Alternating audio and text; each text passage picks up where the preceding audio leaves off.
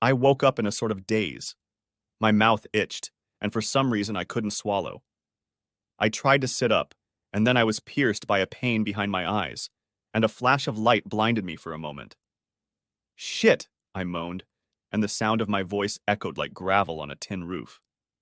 When I managed to quiet the pounding in my head to a low roar, I tried to sit up again, but my insides were doing somersaults, and the room seemed to be spinning frantically. My balance slipped away from me, and I slipped off the edge of the bed and fell to the floor. The jolt made me grit my teeth. Saliva flowed between my lips and ran down my chest. My stomach rose to my throat like a salmon swimming against the current and stopped somewhere between my neck and my frantically beating heart. Gasping and hoping like hell I wasn't going to throw up, I rolled onto my face and shifted into a crawling position. Myra? I groaned questioningly. The house was so quiet. No one answered. I groaned, forcing one knee and then one hand to shuffle across the floor in tiny steps and frantically make my way down the hallway towards the bathroom. Myra? I called out again. There was no reply. I crossed the threshold and the bathroom tiles were cool on my feverish hands and knees. There she was, gleaming white porcelain, beckoning me to her, promising support. Come on, Jimmy boy, the toilet said. Let me help you. Shit, a toilet talking to me. What the hell? Myra! I tried calling again, a little louder. No one answered, except the toilet. She's gone. With the boys. To mommy's. I stopped crawling, looking at the lid. Are you talking to me? Nothing happened. I waited, playing possum with the toilet. Once again, nothing happened. Cautiously, I continued my search of the bathroom and made my way to the toilet.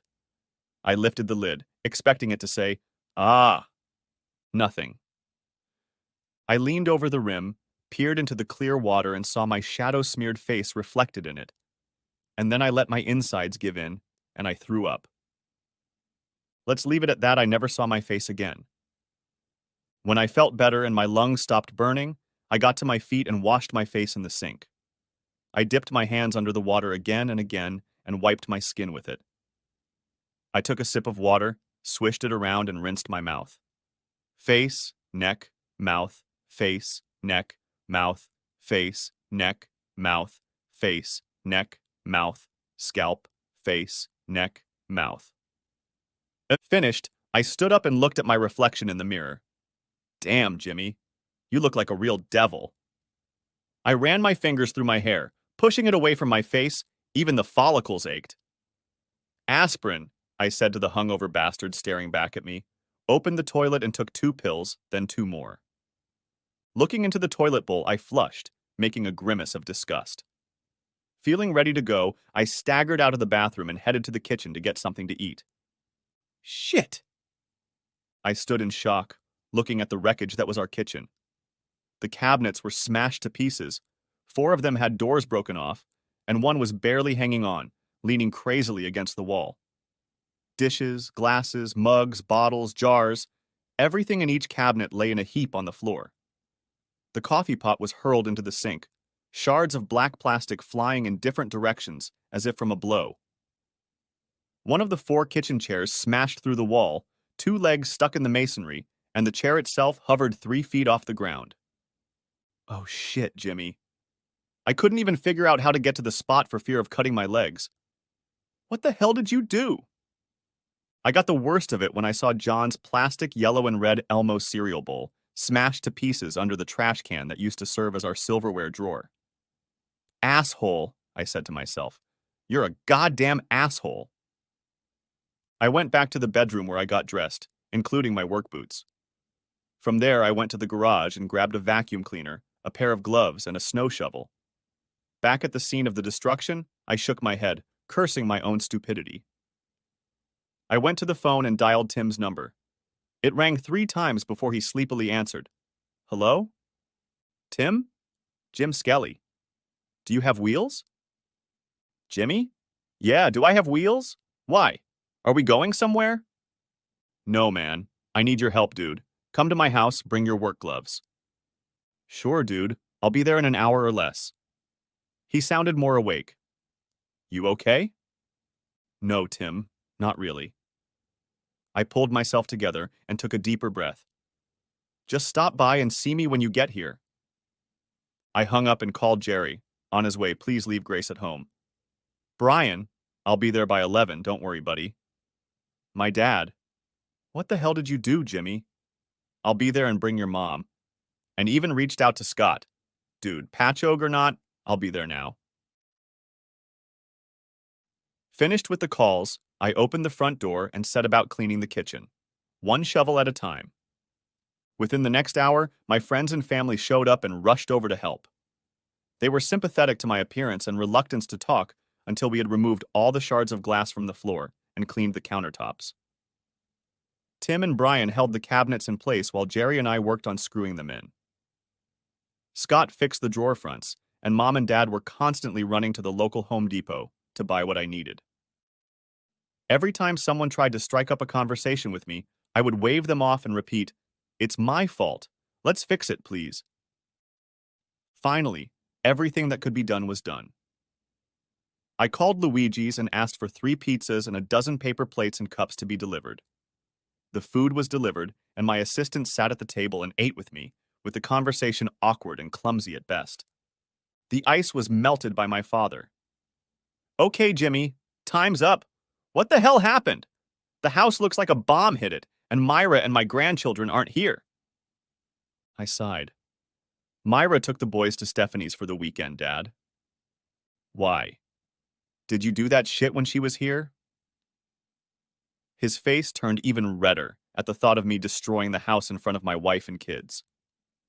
I held up my hands and looked at him with a chuckle. No shit like that, Dad.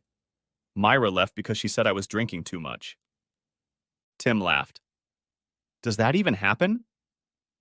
Jerry gave me an appraising look. Look, Jimmy, we don't see each other that often, but I have to admit it's not like you. Sure, you get attached to beer, Brian added, but you've always been like this. What the hell do your boys know? My mom asked, putting her hands on her hips. Are you in Myra's head? You just said you don't come here that often, so how the hell do you know? She looked up at me, green eyes flashing piercingly. Well, Jimmy, do you drink a lot? No, Mom, no more than usual. I can vouch for him, Mrs. S. Tim cut in, covering his heart with his hand. Scout's honor. He doesn't drink more than usual, and he's often the most sober he's ever been. Tim, you sure as hell aren't a scout now or ever, my father said, frowning and folding his hands on his huge belly. Quit roughing it, Jimmy. Are you drinking more than usual? I don't think so, Pops. I swear. Well, Myra apparently thinks so. Jimmy, my mother began, do you drink in the mornings before work? Sometimes. Not always. Maybe if I've had a really bad night's sleep. Yep. And when you get home, do you drink? Well, yeah. The best way to end the day is with a beer or two. Isn't there a rule or law that says a man can't have a beer at the end of a hard day? What's that, Iran? Don't be rude to Mom, my father growled. So you drink beer in the morning and at the end of the day. Awesome, he frowned. You sound like my brother Patrick. Goddamn loser. Hey, Pops, that's bullshit. Patrick's a goddamn alcoholic. And why? Tim asked. Does he go to meetings? Scott reached out and stroked Tim's neck. Dude, trust that you have a brain and shut the hell up, okay? My mom gave everyone a furious look. Listen, Jimmy lives here with Myra, and if she thinks there's a problem, then Jimmy should take it up with Myra. She thinks you drink too much, then it's up to you to decide if you want to work with your wife and do the right thing, or not work with your wife, upset her, and seriously piss off your mother. Jimmy, my father pointed his thumb at the kitchen walls, how did the devils get in the house? I frowned, furrowing my brow to think of a suitable answer. When she said she was leaving, I was so pissed. I thought, what the hell are you leaving for? But I couldn't say it because I was stunned that she was leaving over a couple beers. So when she left, I snapped and trashed the kitchen. But it's funny because I don't remember trashing it. Jesus, son. I nodded. I know. Tell me about it. So, apparently I lost my temper and smashed every damn plate and glass and everything else we own. And then I got drunk as hell and slept until almost 10. My breath choked in my throat. And Myra's hopefully coming home Sunday afternoon, and I can't let her find out what a goddamn asshole I am and how badly I screwed things up. She asked me to quit drinking and cut back, and I screwed it all up in one day and then trashed our kitchen and got so drunk, I don't remember doing it. Jimmy boy, we're your friends. Jerry came over and patted me on the shoulder. We'll clean up the apartment and help you with it, man. You just have to want to do it. All the help means nothing if you don't want it yourself. I can't tell you how much help I need, Jerry. Brian stood up. Look, let me run home. I know we have leftover glasses and stuff that we haven't even had a chance to use. They're yours if you want them. Dude, Tim said, shoving his hands in his pockets. I know we're tight, but I don't have anything to give you. But what I can do is get beer from your garage. After all, it's better than here. My friends and family offered as much help and support as they could. New dishes, glasses, a trip to Pathmark.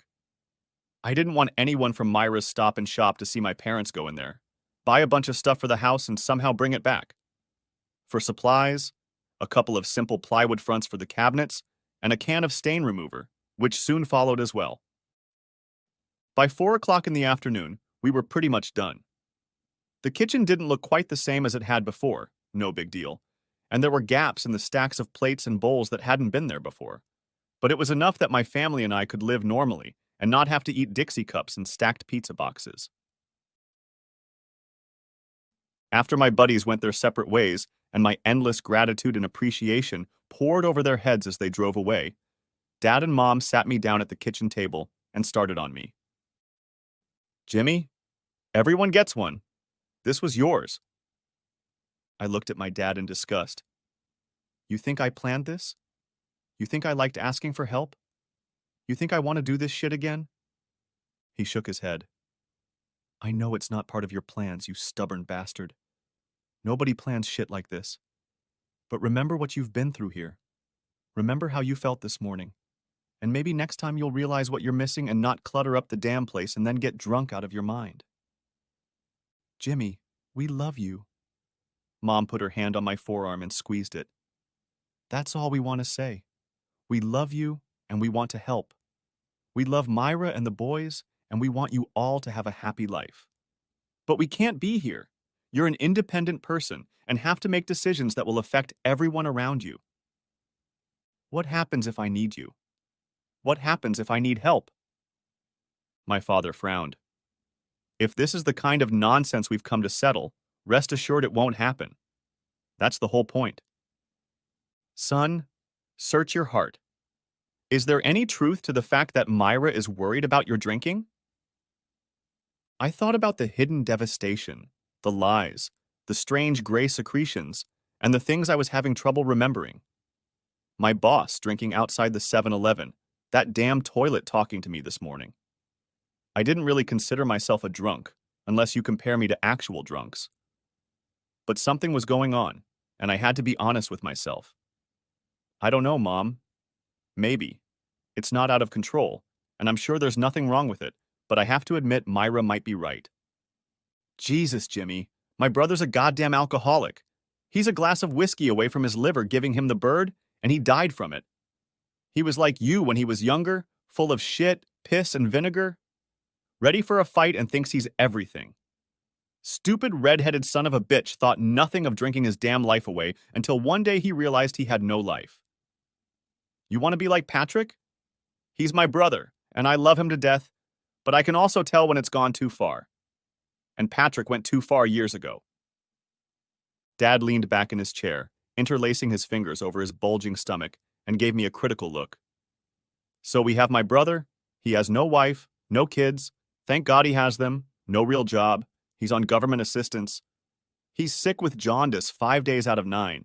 And he's gotten to the point of such goddamn desperation that he sometimes goes to diners and drinks and smokes and sucks on an unfinished beer when no one's looking. Christ, 2 months ago I got a call to pick him up from goddamn Yapbank because he'd been arrested for his problem. It wasn't me, Dad. No, it wasn't me. But if you don't learn anything from all this shit, you will. My brother may be a goddamn drunk, but I'll be damned if my son is going to be one too. Shane, that's enough. Mom threw a deep look at Dad that I remembered from childhood meant the next word out of my mouth would result in a punch in the ear. Apparently, Dad remembered that too, because he shrugged and crossed his ankles as if his thought was finished. Satisfied that he had heard it, Mom turned to me again and continued. Jimmy, if you think you might have a problem, you can go talk to someone. Who, Mom? AA meetings at the library? Would that help? I don't know enough about it to tell you, but I was thinking more like someplace like psychotherapy. Your Aunt Sharon was helped very well by an outpatient program at someplace in Suffolk. She had to meet there for a few hours every day, and they really worked on her, but she got better. My dad chuckled. Yeah, for about 6 months, until she snapped at Penny's wedding.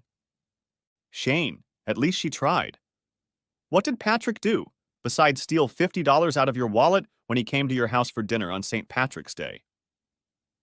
Do you know I didn't give that back either? Mother, I can't go to Suffolk or anywhere else for 3 or 4 hours every night. I'll never see my wife and boys. And Myra has to work, so it's not fair to her. We need every penny to survive. Yeah, but you should have gone to technical school for auto repair like I told you. Dad, I love cars. I like driving them, but I'm not very good at fixing them.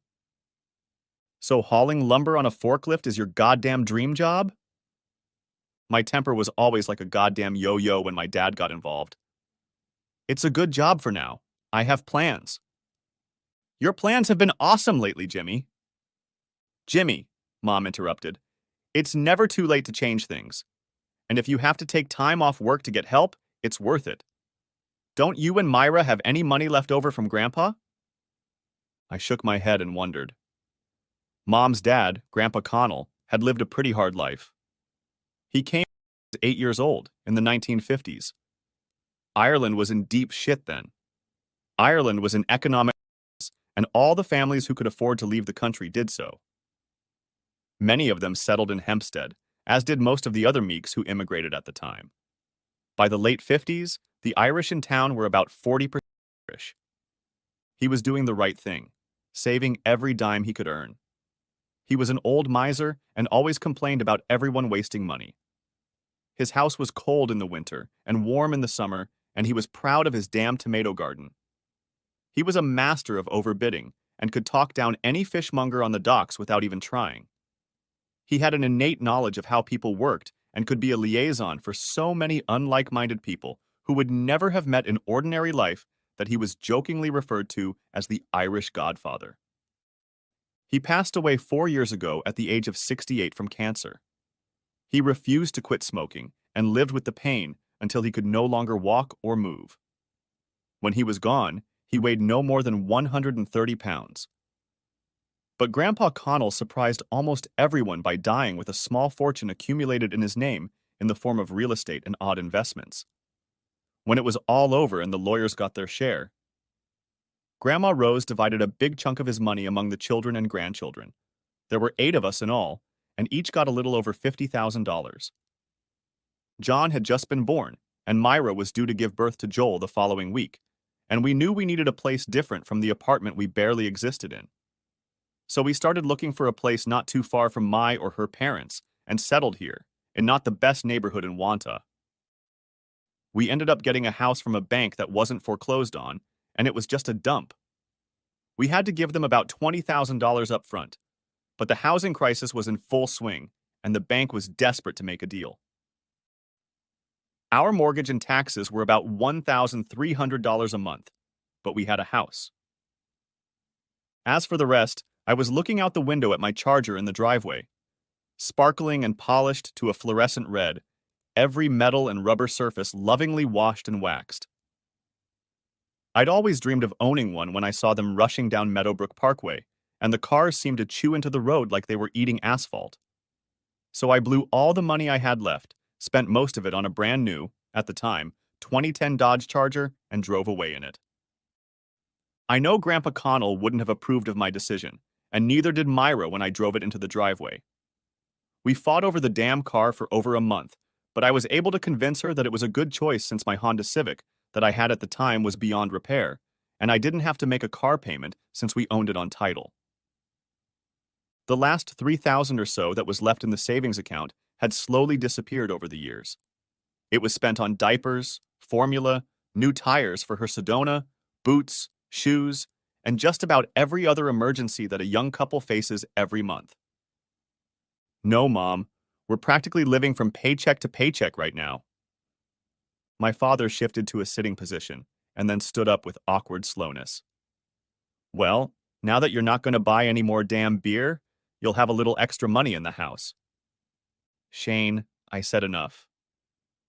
Mom put her arm around me and patted me on the back. You need to take care of yourself, Jimmy. Myra and the boys need you. We love you, son. Thanks, Mom. Listen. Dad leaned over to me, putting his hand on my shoulder. You're doing the right thing. Think about it, damn it, okay? Don't be like my pig of a brother. He squeezed my hand tightly to prove his point, then stepped back with a follow-up clap. You're doing the right thing by your wife and kids. They're the best part of you, Jimmy. I watched them walk out the front door until I was alone again with my thoughts and the quiet, empty house. Every time I went into the kitchen, I was overcome with shame and went back out without even eating dinner because I felt dirty in there. By 8 o'clock in the evening, I was completely exhausted. I was tired to the point of exhaustion. The soles of my feet and calves were aching. I turned the TV on twice and turned it off again a few minutes later. What's the matter, Jimmy? I asked myself, leaning back on the back of the couch and putting my feet on the opposite end. What was going through my head? Why was I so afraid? I'm not one to be afraid, but here I was alone in my house and I felt my stomach clench and my throat itch. I think that's what scared me. That itch. That pervasive itch that tickled the tip of my tongue. It was prickly, cotton-like, rough and thick to the touch. And I knew it well because I'd been squeezing that itch every day for a long time. Goddamn shit! I got up off the couch and opened the garage door, glancing at the pantry wall to make sure Tim had put away the crates of Bud Light. He had put away. Good, I said nonchalantly. Good thing he's gone. I turned off the lights in the garage and went back into the TV room. Next to the hall closet was a small cabinet where we usually kept a couple bottles of wine and maybe something stronger. I wonder if Tim took those too. I wasn't going to take anything. I was just curious. So when I opened the cabinet door and saw nothing but a half-pack of blue Solo cups, I closed it back with a shiver in my voice. Good idea, Tim. Get that shit out of here. By 10:30, I was in deep shit. I took a shower, as hot as the water heater could heat, and then I needed to cool off. I felt like I was dying of a fever. So I splashed cold water on my skin. I just couldn't get comfortable. My body was having a very hard time regulating itself. More annoyed than angry, I turned off the water, wiped myself dry, and headed into the bedroom, where I collapsed on the bed and stared up at the ceiling. Reaching out, I picked up Myra's pillow, brought it up to my face, and inhaled the faint scent of her hair. Damn it, Myra. I'm so sorry. I'm so sorry, kids. I pressed her pillow tighter against my face, the fluffy softness covering my nose and mouth, and my heart beat fast and uneven. Her free hand reached down to check on baby Jimmy, briefly squeezing my balls and bringing them to rest. I frowned. Great. Didn't even twitch. Feeling sick from the whole damn day, I rolled over onto my back and closed my eyes, allowing myself to finally fall asleep. Waking up the next day, I had no idea what time it was. Sunlight was streaming in through the window, and I had to rummage through my nightstand to find my alarm clock. 11:53. Damn it, I'd slept all day. I got up expecting to feel rested after a long night in bed, but instead it was just the opposite. I was tired as hell. I peed and then went looking for something to eat, marveling at the variety of food I could find in the fridge. Wow, thanks, Mom, I said, pulling out a package of bacon. How long has it been since you've had bacon in the house, Jimmy? Eventually, the smell of cooking meat filled the room as my bread finished baking in the toaster. a little mayo, tomato, and lettuce, and I had a great BLT as a first course on new, at least for us plates. Holy crap, it was delicious. I cleaned everything up and then took some time to clean the rest of the house. No reason for Myra to come home to a freaking mess. Okay, laundry isn't my strong suit. I folded clothes for both boys, as well as Myra's and my own, and it looked nothing like it did when she did it. But it was clean, folded in half and stacked in drawers, so I know that must mean something. Then I went outside and fiddled with the lawnmower until it came to life. I mowed the grass, weeds, and leaves from front to back. Anything that was on the ground, I chewed up and mowed under the root. If the leaf pile was too high, I raced the mower back and forth over it until there wasn't a single whole leaf left, just brown-orange confetti that I hoped would scatter overnight. Around 3, I jumped in my car and drove to the local store to get myself a soda. The Arab-looking guy behind the counter barely looked up when I walked in, his eyes fixed on the football game on the tiny 9-inch TV next to the cash register. I filled a glass with ice and a Pepsi and was about to go make a call when I stopped in front of the display case with the chickens. Gleaming silver, bold clear lettering, and I realized it was filled with Rocky Mountain amber liquid in 12 different jars. Sure, it might be barely below room temperature now, but an hour in the fridge and it would be ready to drink. I grabbed one of the 12 packs and looked at the back of my palm as if it had personally betrayed me. Jimmy, what the hell are you doing? Are you serious? What about Myra and the boys? Well, hell, I had a rough weekend, and I deserve a beer or two. You had a shitty weekend because you drank too much goddamn beer. Hey, I'm out here sweating my ass off after working outside. It's just beer. I could feel droplets of moisture slowly dripping down my forehead. If you're hot and thirsty, you have a damn soda. Drink up, you stupid drunk asshole. I'm not a goddamn drunk asshole. Are you? Prove you're a goddamn drunk. Go away. My hand remains over the cardboard pen. Hey, Jimmy, get out! Damn, get out! Okay, I exclaimed, jerked my hand away as if burned, and whirled toward the counter. It was obvious by the looks on the faces of several people in the store that I had made my statement not only out loud, but with some volume. Sorry, I muttered, handing the clerk 2 crumpled bills from my wallet. Rough day. The guy nodded, handing me my change and probably hoping I'd just walk out of his damn store and shut the hell up. Oh well. I gave him what I assumed he wanted and climbed back into my baby car to drive home. Once home, I went outside to do some more jumping rope, which got to 215 before slowing down and going over my feet. After that, I did some push-ups, just to keep my mind sharp and my body toned. Damn, I was craving a beer. I slumped to the ground, resting my face in the dying dry grass, spreading my toes and sticking my elbows out. I never realized how much I wanted beer until I physically tried not to drink it. It was harder than anything I'd ever had to do before, and I felt so awful I couldn't go on. I forced myself to my feet and staggered into the house where I sat in a chair and stared at the front door, my mind blank and my thoughts incomplete. It went on like this until I heard the sound of car doors slamming and the screams of my sons. My sons. I jumped up from my chair at the exact moment the door swung open and John and Joel flew into the house. Daddy! Daddy! We missed you! Every word they said felt like it pierced my heart, and suddenly everything fell into place. This was the reason I had to quit drinking. It was the reason I couldn't take my hands off the beer. 2 young guys I loved dearly were frantically hugging me and laughing gleefully at their long-awaited reunion. The yard looks good. I looked up. My eyes were irritated by something. Maybe dust and cat hair, who knows? But I brushed away the tears and saw Myra standing there with a bag in her hands looking kind of lost. My wife looked like something was about to happen. Like I was a stranger to be feared. My Myra, who was uncomfortable being at home and with me. Not a chance. I stood up, picked my sons up in my arms, and carried the 3 of us to the love of my life, where I laid the boys on the ground, and we all fell into each other's arms and cried our eyes out. Oh, babies. I missed you guys. I missed you and Jay so much. I'm so sorry. I'm so sorry. Please don't go, babies. Jimmy, James, we've all missed you too. I love you. We love you, Daddy. We love you, Mommy. We stood in the doorway with our arms around each other, happy to be together again, to have the wounds in our hearts and families healed and mended after a horrible weekend spent apart. When she looked up at me with tear-drenched cheeks, I wanted to punch the bastard who made her cry, and I realized I'd have to punch myself.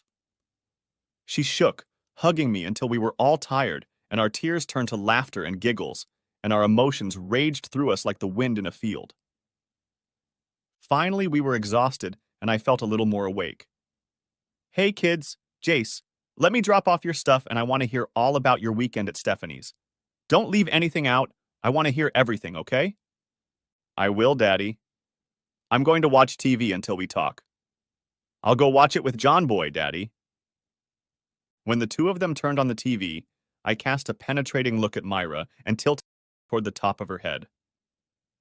I wanted to tell you that I love you, Myra Skelly. I leaned in a little more and kissed her forehead. She looked up at me and asked pitifully, James, have you been drinking anything today? You've been acting strange. Very affectionate, and I love you for it, but just out of sorts. I looked at the boys. They were engrossed in their show.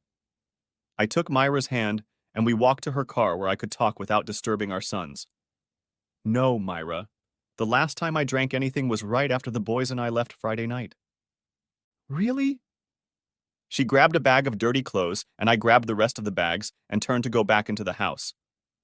Yeah, I wasn't very well behaved when you left, Myra. I don't want to go into details, but it wasn't my proudest moment. The next day, Mom and Dad, Tim, Scott, Brian, and Jerry came over and helped me get my life back on track. Not a drop of alcohol in the house, not a case of beer, not a mug of liquor in the garage. Wow, I'm impressed, James. Really impressed. She snuggled up to me and hugged my sides as we re-entered the house. I noticed that the cabinets don't quite fit together now, but she held up a hand to interrupt my comments. They look great, and I have to say they hang better than the old ones. Thank you. It's not just my credit. There really isn't much of it. I've had a lot of good help. I'm glad, James. You need this, and I don't know how to help you. I took her hand in mine. It's not for you to help me. This is something I have to do for myself, and for you, and for the boys. I know that, and damn it, I'll do what I can. The rest of the night was the complete opposite of how my life had been going for the past 2 days. John and Joel told me about everything they did with Grandma Stephanie, where they went, what they ate, and how much fun they had, even though they missed me. We played Go Fish at the table and ate fresh Entenmann's cookies that Myra had found in the cupboards. I should have thanked her for not saying anything about replacing the dishes, but I could see she was anxious. The evening passed in bathing and fiddling until it was announced that it was bedtime and John had to go back to daycare in the morning.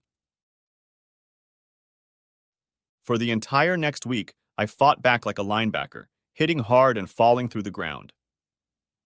Every morning I woke up feeling happy for myself and my life.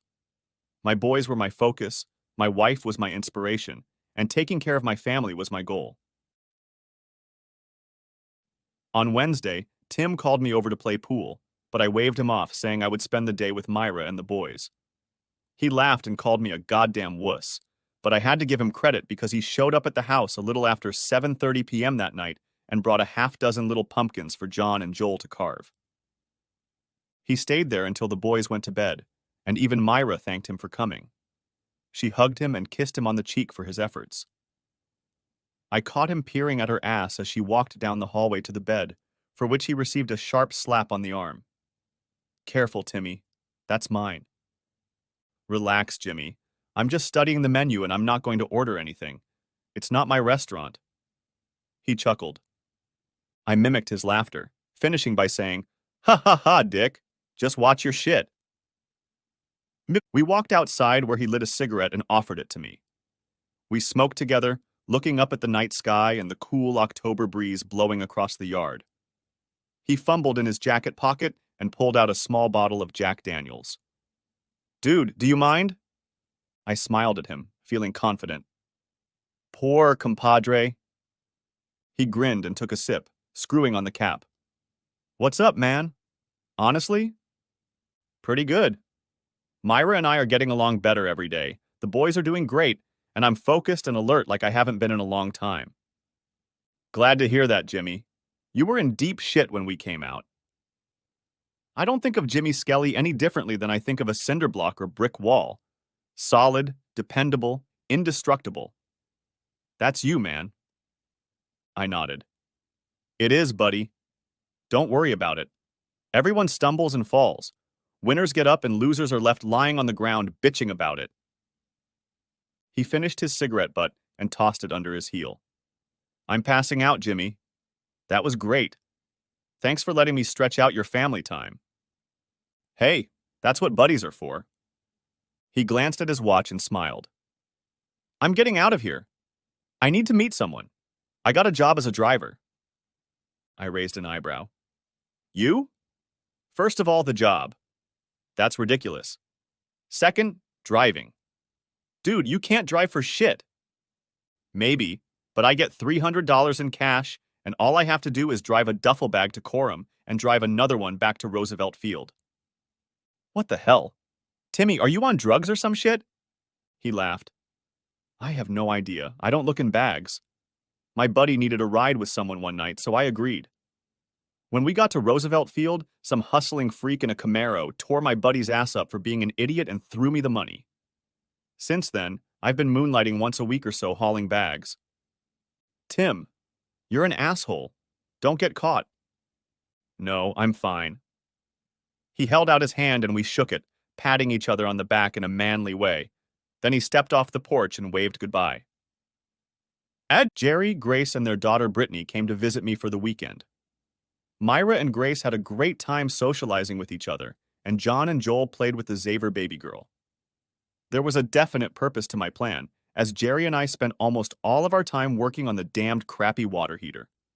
It had two elements in it, and we managed to get one to work fully and the other to work reasonably well. We set the temperature at 140 and tested it all day. And sure enough, the house had hot water again. Myra sang me dithyrambs, and Jerry praised me for my ability to hand me a 10 mm socket and hold the bulb just a little higher. We laughed, I grilled hot dogs, and the wives made salad for everyone. It was a little weird not to have a beer, and I know I was a little distracted after dinner, but I made it through the day without a breakdown, and we called it a success. My work remained the same, but I assumed Doug had noticed that I had become less sloppy and more collected, since as time went on he didn't scold me for anything.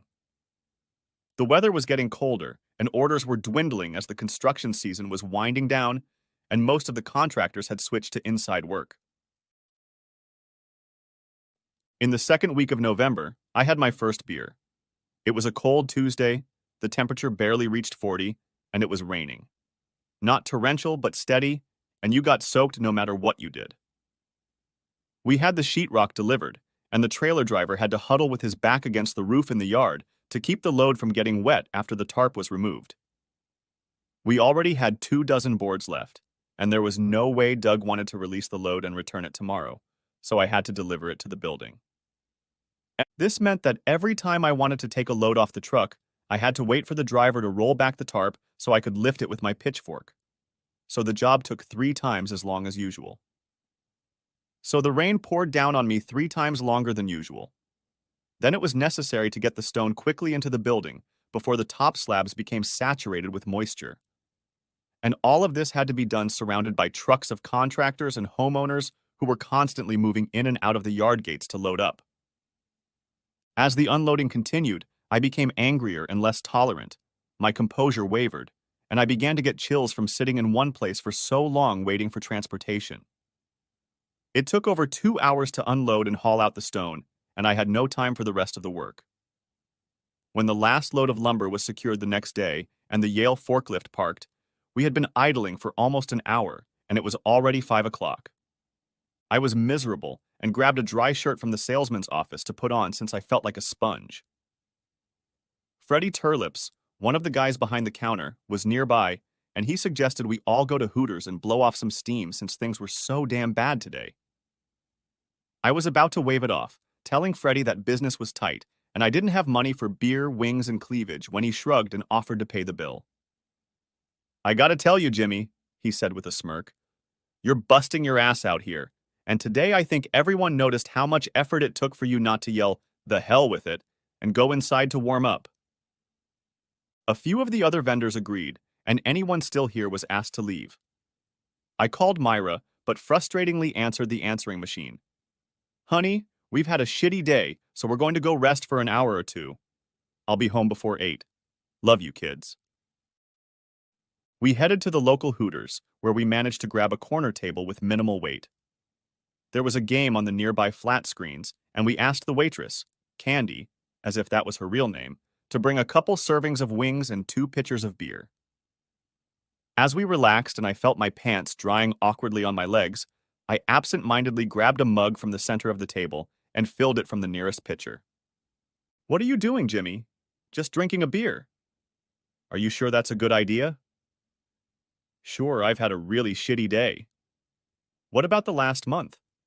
You've been looking out for yourself this whole time. I know, and that's why I know this beer won't be a problem.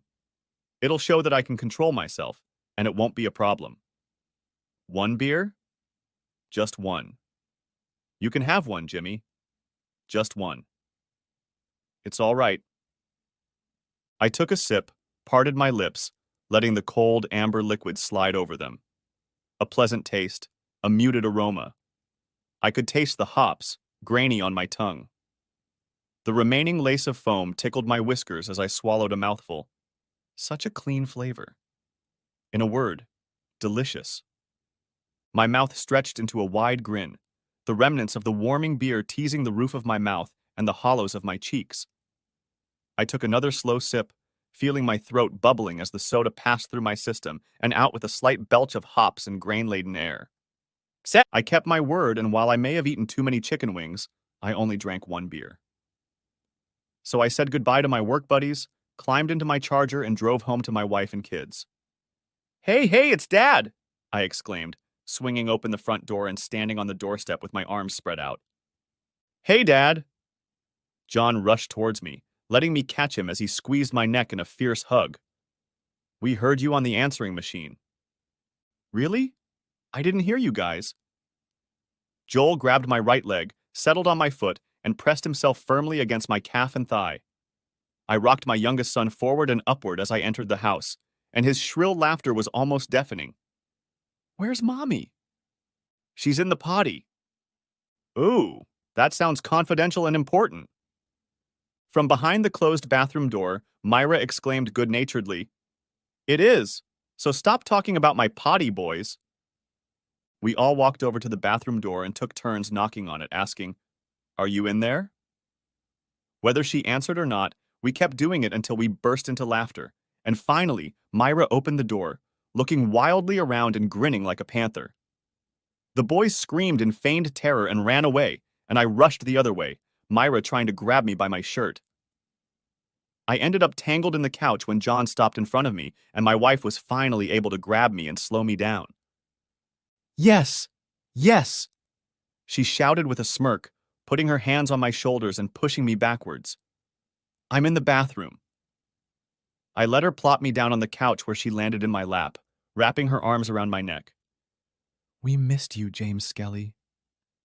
I leaned down to kiss her and felt her fight a smirk as we did so. As we pulled away from each other, and the boys tried to pull me away, I noticed a change in her eyes as she cast a hazy look at me. Hey, honey, did you happen to have a beer tonight? John and Joel took my hands and pulled me to the floor to play Matchbox cars with them. Yeah, kids, but only 1. Do you think that was a good idea? Sure, just the 1, no sweat and no problems. I smiled victoriously and tried to reassure her with a look. Okay, since you say so. Although she expressed her understanding, something in her facial expression and demeanor let me know she wasn't completely sure. For myself, I was sure. For a whole month I hadn't tried anything, and when the temptation came, I only tried one thing. A piece of cake. On Friday, I was rushing home after work, so Myra could get to her job on time when I remembered that I didn't have any mac and cheese mix in the house, and I had promised the guys I'd make my special version. So I ran into the local convenience store and bought 2 boxes of Kraft macaroni, quickly walking up to the counter.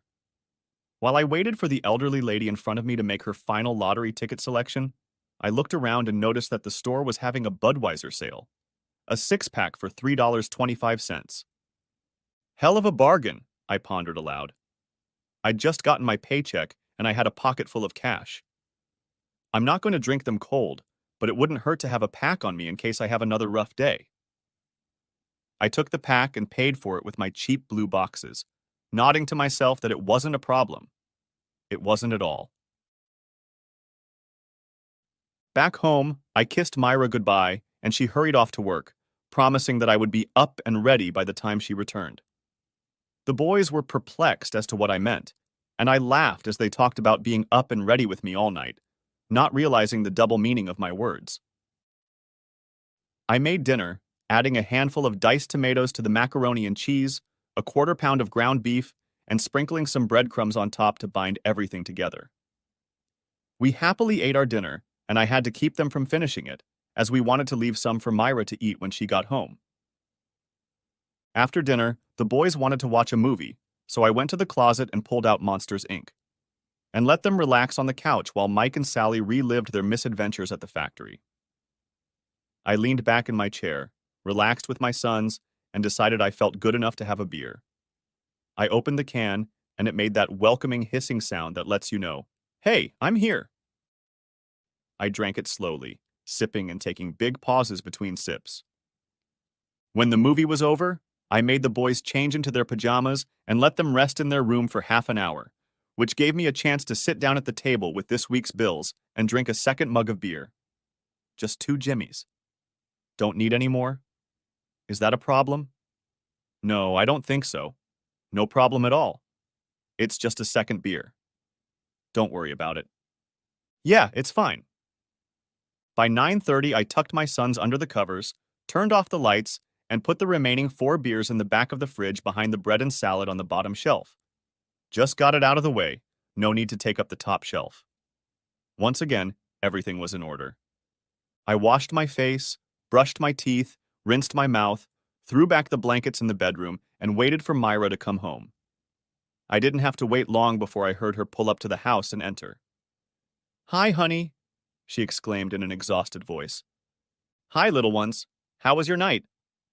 "Long, very long." She kicked off her shoes and sat down at the kitchen table. "Ooh, macaroni and cheese from Jimmy's. Someone loves me." I moved the container closer to her and put down my fork. "Eat up, kids. Just relax." The next day, I woke up in a great mood and got up before everyone else. I peed and then headed to the kitchen to see what I would like for breakfast. Digging around in there, I remembered the Budweiser, pulled out a can, opened it, and drank it. It tasted pretty damn good. I took another sip and drank even deeper until the last drop flowed down my throat with a golden warming glow. I crumpled the can in my hand and tossed it into the trash can where it fell with a metallic clang. "Good morning, honey," Myra greeted me, dressed in a sleep shirt, her hair ruffled on her pillow. She looked at the trash and frowned. "James, did you just finish your beer?" I smiled. "Yeah, kids, just one." "Where did the beer come from? I thought we got rid of it." "Yeah, I bought a 6-pack of bottles yesterday. It was on sale." She looked nervous. "James, do you think it's a good idea to have beer in the house?" "Sure. Then again, I've only had 1 bottle. It's not a problem. Really, you don't have to make it into something bigger than it is." She nodded her head, but I could see she wasn't convinced. "Okay, James, but if I think it's becoming a problem, you're not going to stop me from getting rid of it, are you?" "Not a problem, Myra. You won't have to worry because it won't be a problem. A scout is a great honor." The days went on one after another, all through November. Each day was a little shorter and colder than the previous one. John and Joel were enjoying the coming winter, and Myra was cooking Thanksgiving dinner with her mom and my parents. I didn't even notice that I was already drinking a beer or 2 a day. It seemed normal, no big deal. And when I went to 3 and then 4, it didn't bother me one bit. I could see Myra getting more and more anxious and trying to ask me to stop, but each time I reassured her that it wasn't like before and not to worry, I had it under control. When I went to play pool with Timmy the week before Thanksgiving, it seemed natural to me that we would play an elimination game, which we had done before. So when I beat him 3 games to 2, I felt no pain. I realized I probably shouldn't have had that last glass of whiskey and switched to soda to sober up a bit. Since I didn't want to risk getting behind the wheel drunk, we didn't leave the pool hall until 11, which meant that after driving Tim home, I didn't get back to my place until almost 12. It was slow and insidious, but it crept up on me even when I was looking for it. As Thanksgiving got even closer, it was only 2 days away, Myra started getting almost constantly irritated with me, and everything I did was already wrong. Give me a damn break. I was doing the best I could. Plus, I was tired all the time. I quit jumping rope since I couldn't do 30 jumps without getting out of breath and tripping over the damn cord. And Doug was being a hard ass for no reason at all. Honestly, everything was going to hell, and I had no idea why everyone was taking their shit out on me. "James, I need to talk to you," was how it started after I put John and Joel to bed. "Damn it, Myra. What now? It's late, and I have to work in the damn morning. Tomorrow is the last day before vacation, and Doug is being a total asshole to me." "James, your drinking is getting out of control again." I frowned. "Back to that shit again? Come on, kids. I told you I can handle it. It's not a problem, so don't make a big deal out of it." "James, you seem to drink all the time, and you promised me you wouldn't do it." She clenched her hands into fists, clinging to the napkin like a lifeline. "I want you to stop." "Okay." I threw my hands up in the air. "I'll stop. Are you satisfied?" "No, I'm serious." "Me neither. Why the hell do you want me to fill out a form?" "James, please. It's vacation time." "I know it's vacation time. Like I don't know? Didn't I go to the store today and get cranberry sauce and gravy and a bunch of other shit you asked for?" I was upset, and it bothered me that I was upset. "What the hell are you upset about, James? Calm the hell down." "James, please calm down." "Wow, that's great." She said the same thing I was thinking. I'm calm. I'm calm, Myra. You're making me upset. Here's the deal. I won't drink, and you won't nag me, okay?" Tears streamed down her face as she turned away, whispering, "I can't." "You can't? You can't what? Not nag me? That's what you can't do?" She didn't say anything, went into the bedroom and closed the door. I sat in the kitchen, frowning and feeling like shit. "Good for you, dickface." I looked at my fingernails, absent-mindedly chewing on my pinky finger. "You like making your wife cry? Tough guy, asshole, macho douchebag, making a woman cry. You make me sick, James. Sick, sick, sick, sick, sick, sick." Annoyed, I walked over to the couch and lay down on it, falling asleep to the quiet sounds coming from the house. I woke up the next morning to Myra shaking my shoulder and my brain not understanding why I was looking at the TV and wondering how come I was on the couch. "James, James, wake up. You overslept." "Huh?" I rolled off the couch to the sound of 100 screaming muscles, my back cracking wildly as I straightened up and put it back in place. "What the hell?" Staggering, I headed toward the TV until I could read the clock. 6:38. "Goddamn shit," I growled. "I'm going to be late." I blew past Myra and ran into the bedroom, tossing my boxers into the laundry basket and dressing quickly. I pulled my shoes on one at a time, lacing them up quickly, and then slipped into my sweatshirt. I rushed down the hall to the bathroom. I could hear Myra in the kitchen stuffing something and the refrigerator door slamming. "It's nothing complicated, Myra. I have to go." I splashed toothpaste straight into my mouth and began brushing my face fiercely with a dry toothbrush. "Toast, James. That's right, buttered toast. Can you drink coffee at work?" I spit in the sink and shouted back, When the roach coach comes over, I'll do it. I rinsed my mouth and then splashed water on my face, rubbing it in. My hair looked like I'd slept on the damn couch. Shit.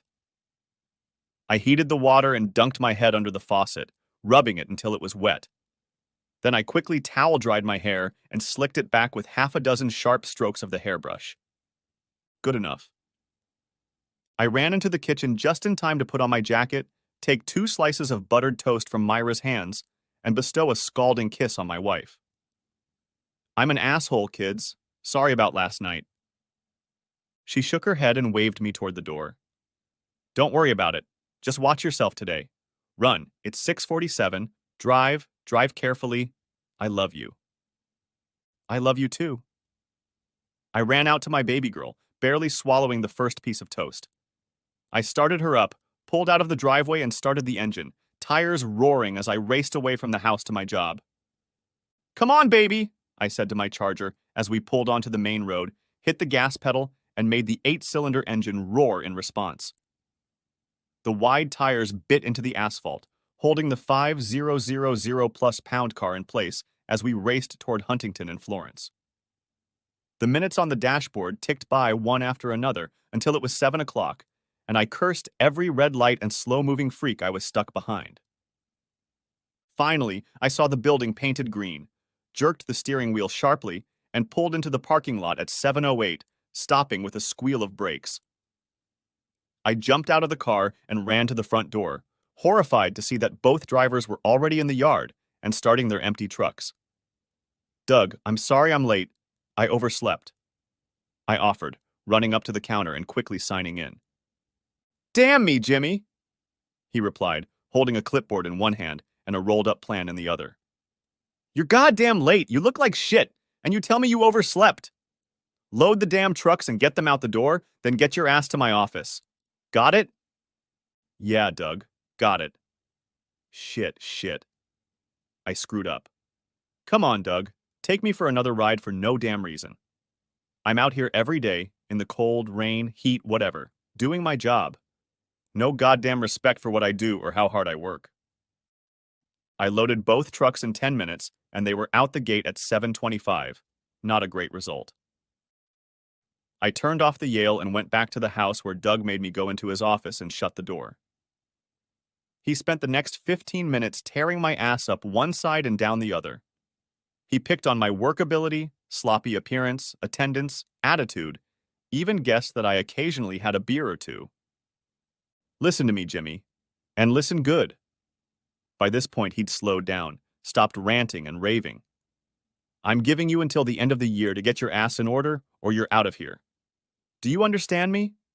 If you're still in the hell on December 31st, you're out. Understand? I nodded, miserable. Yeah, Doug, I got it. He shook his head. At halftime, I want you to go to 7, 11, buy a discarded razor, come back here and shave. And I want you to wear a cap today. You look like some serious shit. Jesus, Jimmy, I'm not your mom. I shouldn't be telling you how to groom yourself. You're supposed to represent Florence Building Supply, not I don't give a shit art use. I'm sorry, Doug. I'll take care of it. Take care of it. Now get out of here and do your job. I walked out, noticing most of the employees and customers looking away. Damn, now everyone could hear him bugging me. Thanks, Doug. You're an asshole. Next time, just stick a knife in my damn neck. Starting up the Yale, I drove out into the yard and busied myself with the work that had accumulated, grumbling often and loudly when no one was around. By the time the cockroach trainer showed up, I was dragging, no energy left, fatigue finally creeping up and taking its toll. Hey, Scott, I greeted the driver, filling a large styrofoam cup with coffee from his urn and adding some sugar to it. Got a blanket?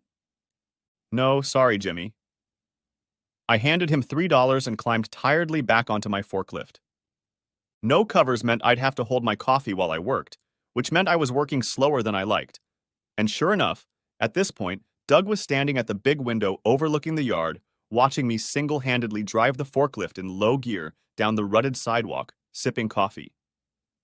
He only shook his head and went back into his office. Damn me, I growled, as I took the last sip and then crushed the half cup in my gloved hand and tossed it into the junk drawer I kept behind the seat. Not one damn thing all day. At 11:30, I was feeling nervous, miserable, angry, frustrated, and just plain depressed. My hands were itchy, and my head felt like a lot of needles were ringing in my head. I ran to lunch, popped into 7-Eleven, and bought a 3-pack of cheap Bic razors and a can of overpriced shaving cream. Then I made my way to the back of the store, to the refrigerator, and pulled out a 12-pack of Coors. Damn, I deserve this, I thought, as I paid for my purchases. This damn thing isn't giving me a break today. I drank one in the parking lot and was already feeling much better when I was done. Parking the Charger, I walked back to the yard where I took a second drink.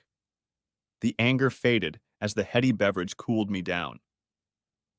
Taking the rest of my purchases, I went to the bathroom where I washed my face and shaved as thoroughly as possible with cheap blades.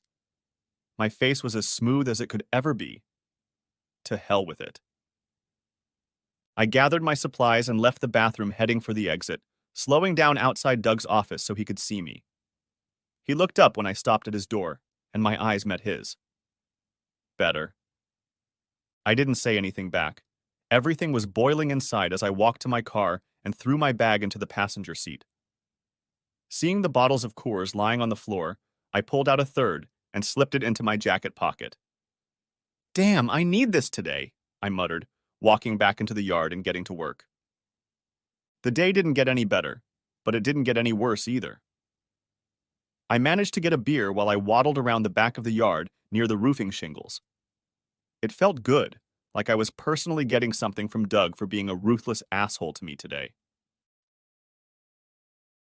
At 4, Doug gathered everyone at the front door, where he threw a grand ceremony to hand out today's paychecks, like we were getting a bonus instead of the usual 2 days' pay. Like he was going to open the place up on Black Friday to hand out checks. I suppressed the urge to tell him to back off, and instead thanked him for the check, putting it in my coat pocket. He looked at me strangely, narrowing his eyes and sniffing the air as if he smelled something. Damn, this freak can smell beer. It's okay, I just won't exhale. Huh? A hell of a lot smarter than you, asshole. Once at a safe distance, I exhaled and congratulated myself on being so damn smart.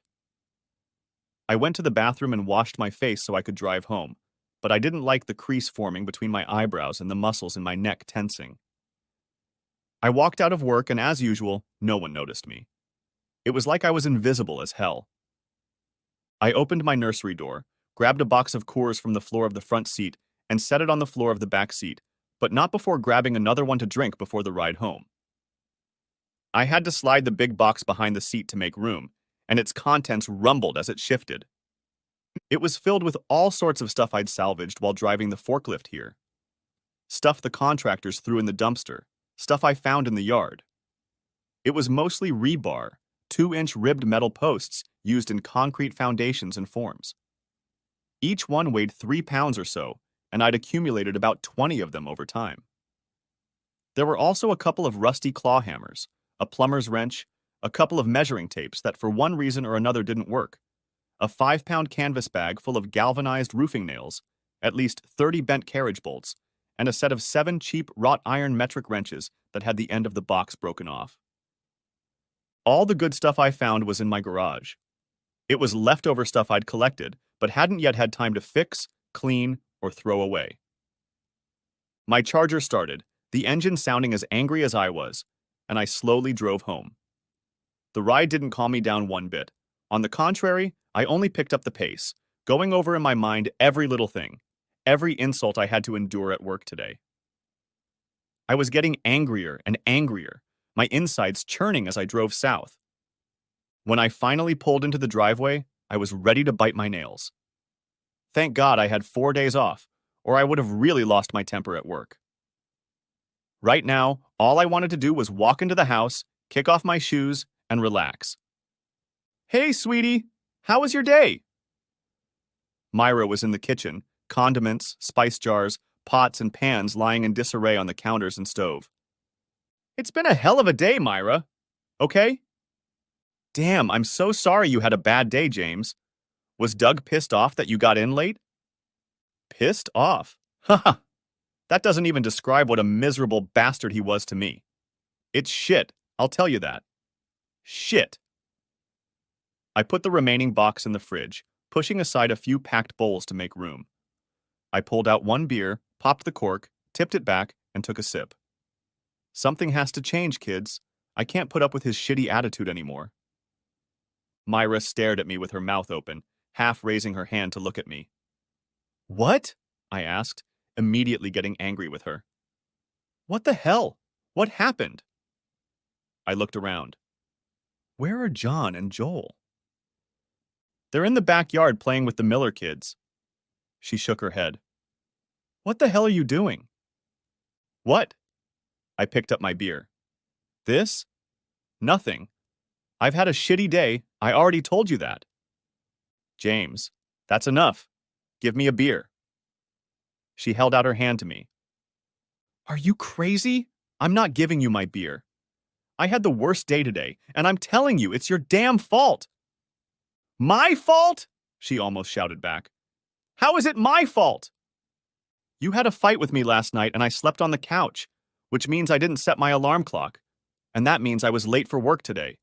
And it means Doug rode my goddamn ass all day because of it.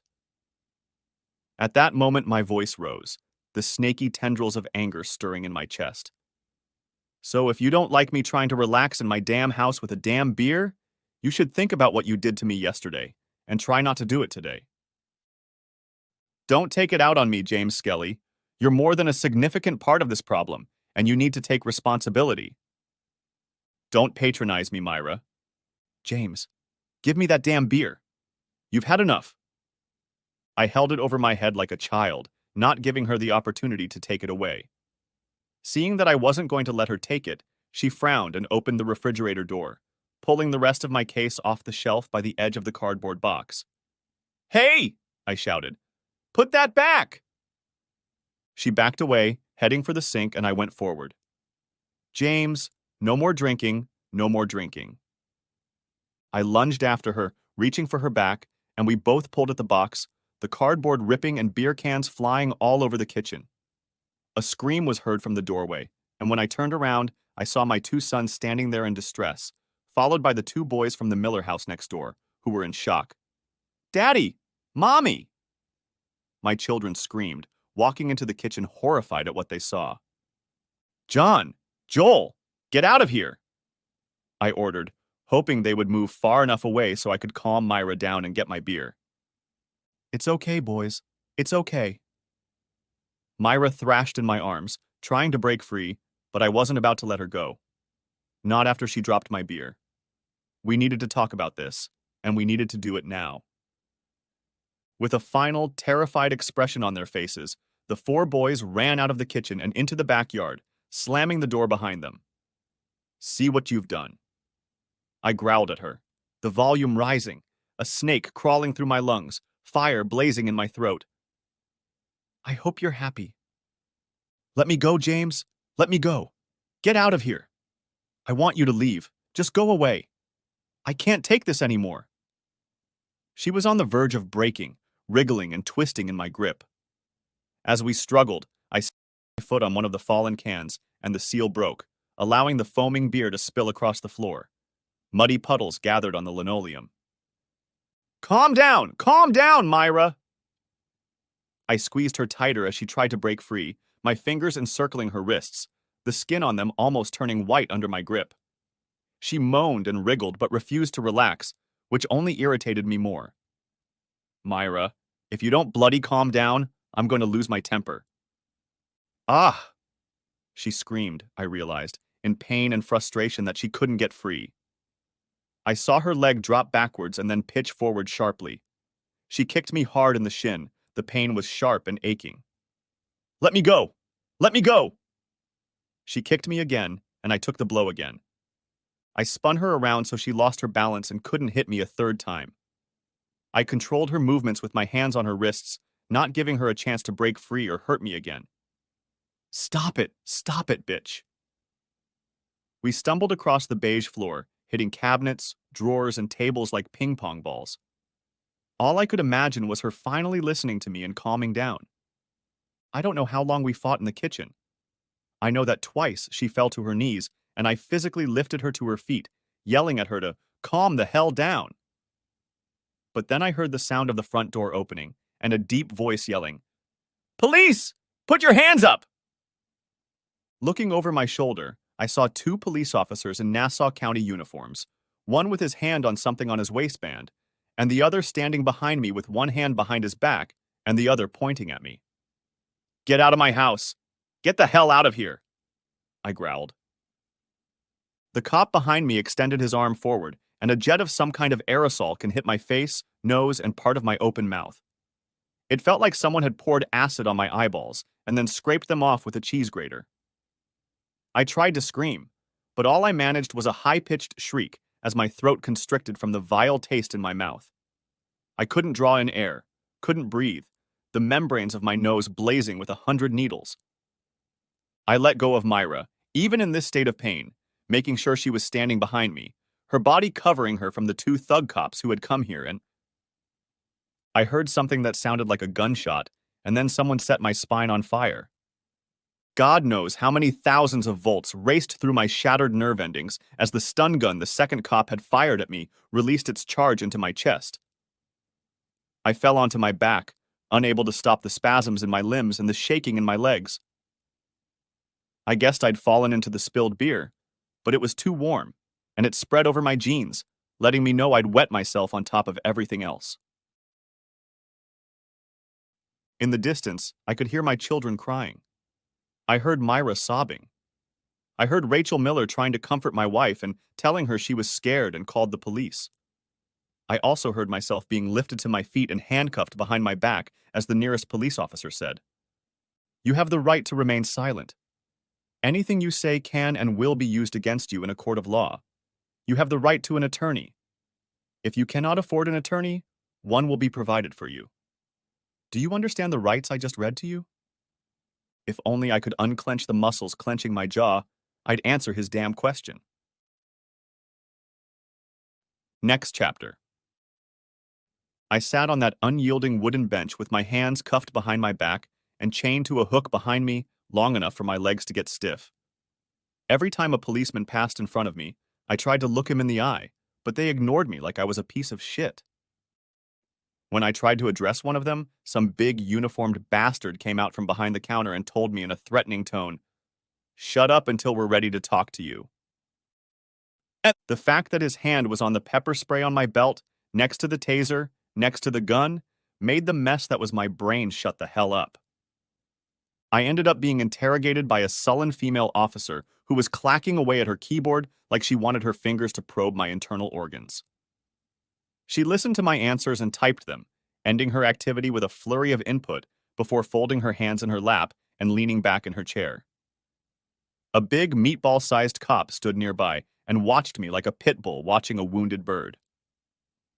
"Mr. Skelly," she began, "you waived your right to see a lawyer, correct?" "Yes. I don't need one, and I don't have one." "You know you've been arrested for drunk and disorderly, assault, domestic disturbance, and resisting arrest." Her eyes drilled me. "Those are serious charges, and you'll have to go to Westbury to see the judge in the case. Then someone will have to drive me home because I don't have my car with me." "Mr. Skelly, you won't be able to see the judge until Monday at 9 a.m. I tried to stand up but couldn't because of the chains and restraints. This made both officers tense up and made me realize that I was totally screwed and needed to calm down. Right now. I leaned back in my chair and took a deep breath, forcing myself to relax and hoping to show them that I was calm. "So, what's going to happen to me?" "You will be sent to the Nassau County Correctional Facility in East Meadow, where you will remain until Monday morning." I was stunned. "I'm going to be sent to jail." She leaned forward slightly, her eyes, which looked like narrow windows, staring intently at me. "Yes, Mr. Skelly." The rest of my time at the police department passed like a blur, as I was shocked at how damn bad my day had turned out. The shittiest environment in the world couldn't have been better if it wasn't for what I was going through. Within half an hour, I was put through what the cops call processing, involving photographing, fingerprinting, and cataloging everything I came in with, from my shoes to my wedding ring. And then I was escorted to a police car where I was put in the back seat, handcuffed again, this time to an unliftable brace in the back seat. The trip to the Nassau Correctional Facility was short, but it felt like hours to me. That high I'd felt before had dried up, and now I felt like complete shit. Jimmy Skelly, going to jail, scaring his kids, hurting his wife. What a piece of shit. All I felt was self-pity. We turned off the Hempstead Turnpike and drove north to the Nassau Correctional Facility. The sheriff's office was just outside the barbed wire fence, the building squat like a guard dog ready to bite. There were 2 gates for entry, and we stopped in front of the first one. A couple guards with rifles, damn rifles, stopped a police car and talked to the officer for a bit, while I just stared out the window in shock. Eventually, we drove through both rows of gates and stopped in front of one of the main doors labeled Admittance. I was helped out of the car and escorted to the double steel doors. Another officer opened them and I was allowed inside the prison. I was led down a gray and white hallway where a police officer handed me over to the correctional officers. They handed me a file folder with my name written on the side tab, and then the Nassau County police officer turned and walked away.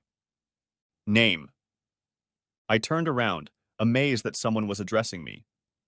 Behind the green industrial doors sat a burly male officer, a computer screen in front of him, and he was waiting for my response. The officer standing next to me, his hand holding the chain leading to the handcuffs, nudged me with his shoulder and pointed at the seated officer. Answer him. Oh. James Skelly. Mr. Skelly, you are confined to the Nassau Correctional Institution until you appear in the Nassau County Court of Common Pleas in Westbury to appear before a judge for your crimes. The time required to serve your sentence for your crimes will be offset by the time you spend here from this Wednesday until Monday morning. Do you understand? I nodded. Yes. You will be placed with the regular prisoners in Section 4, where you will be on proper behavior. Any discipline problems may result in your transfer to a separate cell and possibly an extension of your stay here. I'm not looking for trouble. Honestly. Please put all of your belongings in this basket. There are some clothes for you in this bag. Please put them on. He slid a cheap, clear bag of blue-colored clothes toward me. Meals are 2 meals a day, and if you have money in your account, you can buy other things at the commissariat. However, given that you're here temporarily for now, you probably won't have that option. They cataloged all of my belongings, put them in a cardboard garbage can, and sealed it. When I was done, they led me down a large hallway where another correctional officer opened the double doors, let us through, and closed them behind us. To the left was a series of small corridors, and to the right were large rooms with a huge stenciled number hanging above each one. We stopped in front of number 4 and waited. 1 to enter, said the officer to my left. A thin voice came from a speaker on the side of the door. 1 to enter. Step away from the door. An electronic buzzing sounded, and the double doors opened. Standing in them were 2 more correctional officers in professional uniforms and with facial expressions that tolerated no objection. Each was armed, and I could see that there were others behind the thick glass, some looking at me, others looking into the large room beyond the door. They examined me and then placed me next to a row of small doors that gave access to the 4th section. The same officer who had escorted me here noticed that I was nervous as I stood looking at the last barrier. He took my arm just above the elbow and pulled me tightly against him. Listen, Skelly, he said in a low whisper. Keep your temper, and everything will be all right. Don't steal anything foreign, watch your stuff like a hawk, and if you let any of the tougher ones rough you up, they'll be rough on you. I heard the officers order the prisoners away from the door, and 3 of them raised their rifles and put them on alert. Damn those rifles. They weren't pointing them at anyone in particular, just letting the population know they weren't going to be trifled with. I had no idea how normal any of this was, how unusual or special. All I knew was that I was completely unprepared for this and desperate for a drink. Right now, damn it. But I also knew it wasn't coming. Finally, the door opened with a metallic click, and I was ushered inside. Just outside the door was a painted box, marked on the concrete floor with a square about 4 paces square. Once I was in the square, the guard let me go, patted me on the back, and walked out of the section. I heard the door slam shut, then close again, and there it was. Jimmy Skelly was in jail for crying out loud. The room I was in was large and divided into 2 main areas: several low, simple beds that seemed to be bolted to the floor, and a second area where there were tables and long benches, also bolted to the floor. The room looked like it could fit 60 people, and with a cursory count, I concluded that it was almost completely full. "New meat!" someone shouted, and I realized I was still standing in the damn painted box. I stepped out of it and headed across the floor. Behind me was a 30-foot wide window made of thick plastic or glass through which I could see 10 correctional officers watching the people in the section. One of them brought a microphone mounted on a bendable metal stand closer to my face and squeezed it. "Skelly, bed 32. I headed into the sleeping area and saw that a simple painted sign hung by each bed, so I walked around until I came to number 32. With a trembling hand, I pressed it against it, making sure it was very firm. The blanket was wool but plain, and the pillow smelled faintly of bleach. I sighed and sat up, looking around at the men surrounding me. It was a motley bunch. Some of them looked like teachers or accountants. A few were of large build, but they didn't look like criminals. However, there was also a minority that was characterized by their toughness. Excessive tattoos, swagger in their gait, arrogance in their demeanor. There weren't that many of them, maybe only 12, but they were the alphas and the real criminals in this room. One of them appeared to be waiting for me to pay attention to him. A swarthy Hispanic man with scars on the sides of his face and a dull complexion that made me think he'd been in a fight recently. "Hi," he exclaimed, slamming his hand on his knees and jumping up from the bed. "What are you looking at?" Okay, I don't know shit about prison etiquette. Other than a few TV shows and maybe an Alcatraz movie with Nick Cage and James Bond, I don't know anything. I know I didn't know what to do, so I decided I would do to this fussy jerk what I would do to any other bully on the playground. I jumped out of bed and dashed across the space toward my approaching nemesis, watching with satisfaction as his gaze clouded over and his arrogant gait slowed. I wasn't looking at anything. And now? It's different now. I saw him look back at the men standing at his bedside. 2 of them rose to their feet and slowly approached him. Damn it, Jimmy. 11 minutes in jail, and you're already getting into a fight. 3 on 1, and where the hell are the guards? Won't they come and stop this shit? The hell with you, brat. He smirked, stuck out his chest, and came within 2 feet of me. It made me laugh and nervous at the same time. The first rule of fighting is to be in your zone of strength and keep the other bastard out of yours. I was a full 8 inches taller than this guy, and he was getting close enough to me that I could rip off his goddamn watch. But all he had to do was either lunge forward and hit me, or wait for me to swing and then get me on the approach. I figured I'd get him to hit me first, and the guards would see me defending myself. I was hoping for that. From the way his eyes flashed and the way his jaw tensed, I was sure I'd guessed right. His body was already closing in on my zone, and I could read him like a book.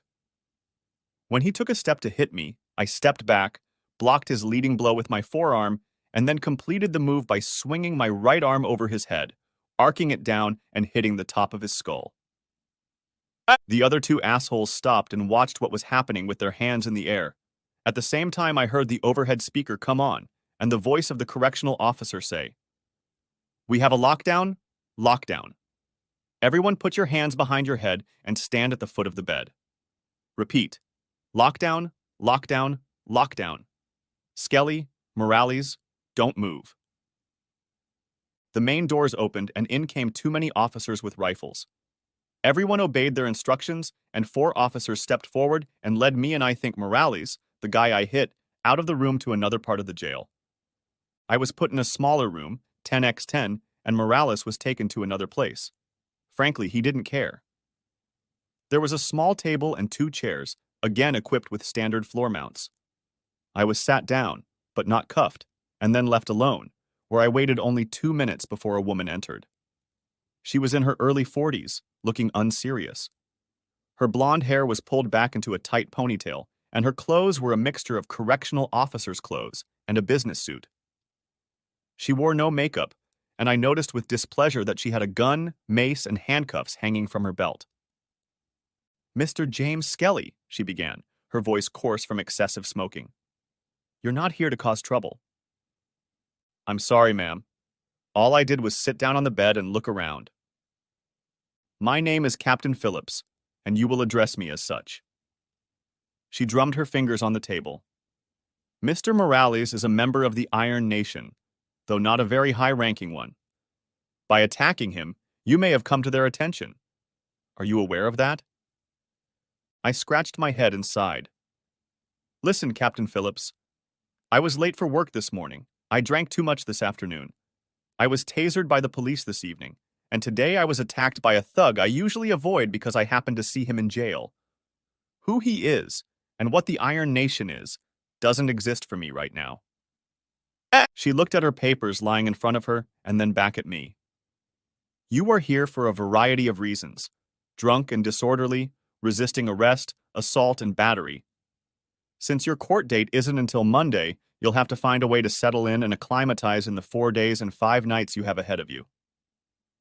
I would advise you to keep a low profile and not come into contact with other prisoners, or you could end up here for a long time or possibly in the infirmary." "I understand." "If there is another incident, we will be forced to remove you and place you in solitary confinement for your own safety. Do you understand?" I nodded. "Yes, Captain Phillips." She stood up, leaning forward. "Very good, Mr. Skelly. Allow us to return you to your section." I had to squeeze through again, after which I was allowed to return to bunk 32. When I got there, I was horrified to see that my pillow and blanket were gone. "Great, Jimmy. Now some bastard has taken your pillow and blanket." I didn't say anything, but just wandered down the quiet row while the inmates watched me, waiting for me to do something. When I got to a vacant bed, I pulled the blanket off of it. Looking around, I saw several prisoners sleeping on 2 pillows. I looked around at all of them, trying not to make eye contact, and noticed that a few of the regular guys had a second pillow, most likely taken from unused beds. I cleared my throat. I'm not looking for trouble. While the correctional officers were talking to me, my pillow seems to have disappeared. Maybe someone has a spare one they'd be willing to give me for the night? No one answered. I shrugged and was about to go back to my bed when suddenly a voice called out, "What would you give for it?" Looking closer, I saw a rather well-fed guy with a 3-day growth and rather greasy blonde hair lying on my bed. He had a third pillow in his hands, which he was hugging, bestowing me with his version of a stinky stare. "What do you want?" I tried to remember every prison show I'd ever seen. "I don't have any cigarettes to trade." The guy chuckled, as did a few others. "Nah, man, don't." He tossed the pillow up and caught it. "I need your rolls tomorrow." "My rolls?" "Yes, breakfast rolls. I want them." I shrugged. "Okay, breakfast rolls done." He tossed them to me. "My name is Scott. You can call me Squatch." "Thanks, Squatch." He waved his hand dismissively. "You're welcome. Just want your rolls." I went back to my bed with a new pillow and blanket, lay down and let myself forget. All I could picture was Myra's face as we spun around the kitchen, her eyes full of pain.